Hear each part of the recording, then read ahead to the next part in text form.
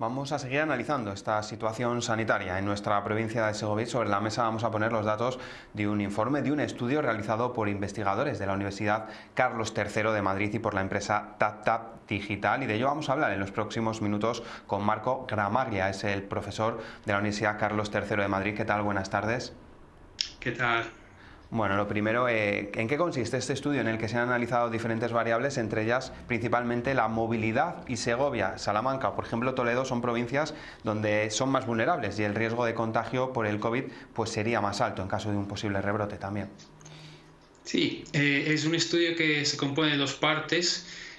Una primera, donde analizamos básicamente la movilidad de los usuarios.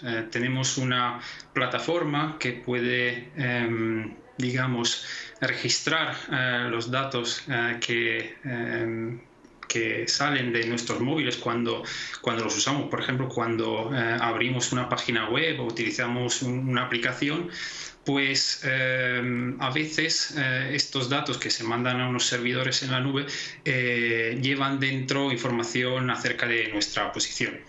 Pues nosotros analizamos de forma, digamos, segura, sin problemas de privacidad, porque analizamos datos agregados que en ningún momento van a tener problemas de ese tipo.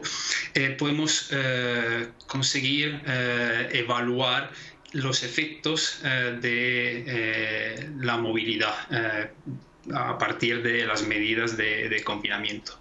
Entonces, hemos analizado ese efecto en toda España, y luego una segunda parte más estática donde intentamos cruzar los datos, por ejemplo, de cobertura de farmacia, de hospitales, de otros puntos de interés, como puede ser las estaciones de transporte público, los supermercados, con la pirámide poblacional y también las métricas propias de la pandemia del coronavirus, el número de casos y de fallecidos, por ejemplo.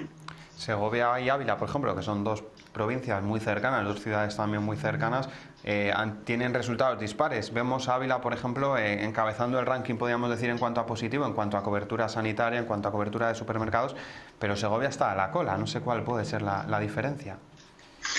Depende de la cobertura de estos puntos de interés, de su distribución, de su densidad, también basado en la población de riesgo, que para nosotros son los mayores de 65 años. Pues analizando esos datos, pues hemos conseguido ordenar las provincias de esa forma. Sí, si se recuperara la movilidad, algo que parece que va a ser posible también entre provincias a partir del 21 de junio, Segovia tendría mayor vulnerabilidad, ¿no? Como decíamos al inicio, porque los movimientos serían mayores y también habría más movimiento con grandes urbes, ¿no? Como Madrid.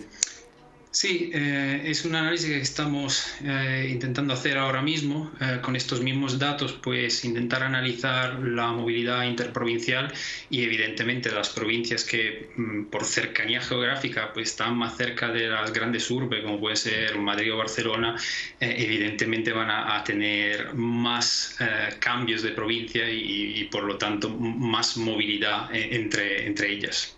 Sí, han analizado la movilidad, y también otro dato que se extrae del estudio es que bajó la movilidad de 25 a 5 kilómetros por día y por persona, aunque los efectos tardaron en verse, ¿no? Señalan que a los 5 días se pudieron ver.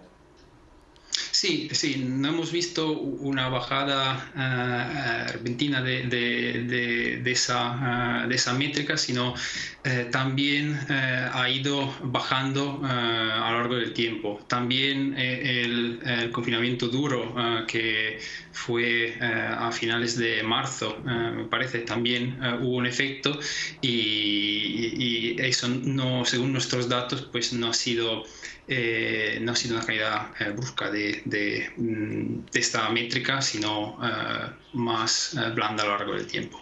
Sí, el mismo equipo de investigadores también planteará un nuevo estudio, un nuevo informe analizando la movilidad y una comparativa, ¿no?, con otros países, porque han sido diferentes estrategias que se han adoptado, ¿no? España ha tenido un confinamiento más estricto y en otros países quizá pues no lo han tenido y han primado otros baremos. Podríamos decir también la importancia de la economía, ¿no?